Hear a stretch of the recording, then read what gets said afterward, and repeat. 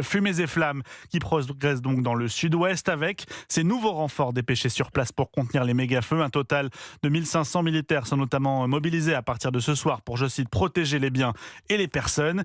Et puis il y a cette A400M qui était particulièrement attendue. L'A400M, du nom de cet avion militaire équipé d'un réservoir deux fois plus important qu'un avion Dash.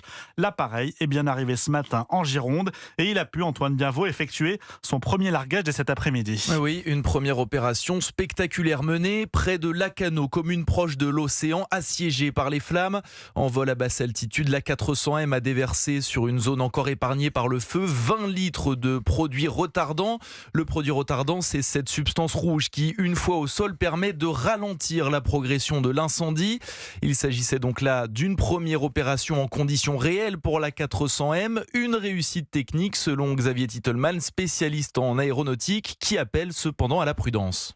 L'avion, il est fait pour voler en très basse altitude, il est fait pour s'alléger de quelques dizaines de tonnes en quelques secondes, puisque c'est ce qu'il fait quand il va larguer des blindés, quand il va faire du parachutage. Mais c'est un avion de plus. Il ne faut pas croire que ça va changer énormément les choses, parce qu'on est quand même sur un manque dramatique qui s'accumule depuis des années. Néanmoins, il a une capacité de largage qui est très importante, c'est quasiment 2 à 3 fois ce qu'on a d'habitude avec un Canadair, et toute aide est bonne à prendre aujourd'hui. Et après ce premier passage, l'A400M doit désormais se ravitailler, mais contrairement aux Canadair qui peuvent remplir leur soute dans l'océan, l'appareil militaire, lui, doit se réalimenter sur sa base aérienne à Istres, près de Marseille.